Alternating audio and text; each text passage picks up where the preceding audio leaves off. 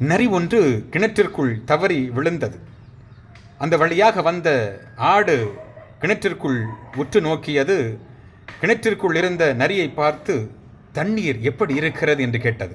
உடனடியாக இந்த நரி, என்னுடைய வாழ்க்கையிலே இவ்வளவு சுவையான தண்ணீரை நான் சுவைத்ததே இல்லை, நீயும் கீழே வந்து சுவைத்து பார் என்று அழைத்தது. உடனடியாக எதையும் யோசிக்காமல் இந்த ஆடு கிணற்றிற்குள் குதித்தது. தண்ணீரை நன்றாக பருகியது. அதன் பிறகு கிணற்றை சுற்றி சுற்றி வந்தது. ஆனால் கிணற்றிற்குள் வெளியே வருவதற்கு தெரியவில்லை.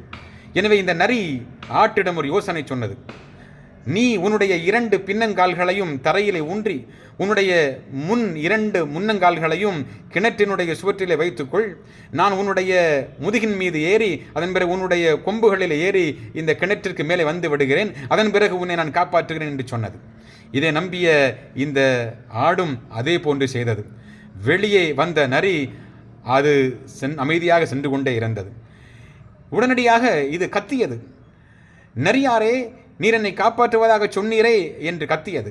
உடனடியாக நரி சொன்னது, உன்னுடைய தாடியில் வளர்ந்திருக்கக்கூடிய முடியின் அளவிற்கு உன்னுடைய அறிவு இன்னும் வளரவில்லையே.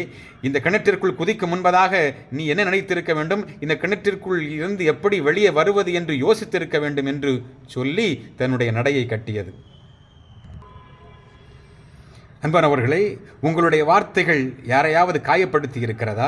அல்லது உங்களுடைய வார்த்தைகள் உள்நோக்கம் கொண்டதாக இருந்திருக்கிறதா? ஔவை பிராட்டியார் தன்னுடைய ஆத்திச்சூடியிலே 75வது அந்த கட்டளையிலே என்ன சொல்லுகின்றார்? நொய்யல் உரையல் என்று சொல்லுகின்றார். வீணானவற்றை, பயனில்லாதவற்றை, அற்பத்தனமானவற்றை உன்னுடைய வாயிலிருந்து சொல்லாதே, உரைக்காதே என்று சொல்லுகின்றார். தமிழிலே இதை சொல்லுவதை என்றால் நொச்சி சொச்சி சொல்லாதே என்று சொல்லுவார்கள். அல்லது இப்படி சொல்வார்கள், வள வள பேசாதே என்று சொல்லுவார்கள். அன்பிற்குரியவர்களே, நாம் நம்முடைய வாழ்க்கையிலே நம்முடைய நண்பர்களிடம் பேசும் பொழுது எப்படி பேசியிருக்கிறோம்? அற்பத்தனமாக பேசியிருக்கிறோமா? ஆணவத்தோடு பேசியிருக்கிறோமா? அல்லது அர்த்தமில்லாமல் பேசியிருக்கிறோமா? நண்பனுடைய மனம் புண்படும்படி பேசியிருக்கிறோமா? ஒரு நண்பன் தேர்விலே தோல்வியுற்றதாக வருத்தத்தோடு வந்து சொன்னான். இவன் சொன்னான், எனக்கு அப்பொழுதே தெரியும், நீ மிகப்பெரிய அளவிலே நிறைய மதிப்பெண்கள் எடுப்பாய் என்று ரொம்ப சொன்னாயே, நீ எல்லாம் அதற்கு தகுதி இல்லை என்பது எனக்கு அப்பொழுதே தெரியும் என்று சொல்லி நண்பனுடைய மனதை புண்படுத்தினான். அதே வேளையிலே, பரவாயில்லை, இப்பொழுதுதானே தோற்றுவிட்டாய், இது முதல் தடவை தானே, பரவாயில்லை விடு, இனி பார்த்து கொள்ளலாம், இனி நீ வெற்றி பெறக்கூடிய வழிமுறைகளை ஆராயலாம் என்று இந்த நண்பன் சொல்லியிருந்தால் அவனுடைய மனது புண்படாமல் இருந்திருக்கும். ஆம், இயேசு கிறிஸ்து கூட தன்னுடைய வாழ்க்கையிலே இதமான வார்த்தைகளை பயன்படுத்துவதற்கு சொல்லியிருக்கிறார். மலைப்பொழிவில் சொல்லியிருக்கிறாரே, மிக தெளிவாக சொல்லியிருக்கிறார். அமைதி ஏற்படுத்துவோர் பேறு பெற்றோர், ஏனெனில் அவர்கள் கடவுளின் மக்கள் என அழைக்கப்படுவார்கள். நாம் எல்லாம் அமைதி ஏற்படுத்தக்கூடியவர்களாக இருக்கிறோமா? நம்முடைய வார்த்தைகள் நம்முடைய கணவனையோ மனைவியையோ பிள்ளைகளையோ பெற்றோரையோ காயப்படுத்துவதாக இருக்கிறதா? உறவினர்களை காயப்படுத்துவதாக இருக்கிறதா? பிறரை காயப்படுத்துவதாக இருக்கிறதா? அல்லது உள்ளொன்று வைத்து புறமொன்று பேசல் என்று சொல்வதைப் போல உள்ளொன்று வைத்துவிட்டு வெளியொன்று பேசக்கூடியவர்களாக இருக்கிறோமா என்று சிந்திக்க வேண்டும். அமைதியான, மிருதுவான, மென்மையான, இனிமையான வார்த்தைகளை பேசுவதற்கு நாம் முயல வேண்டும்.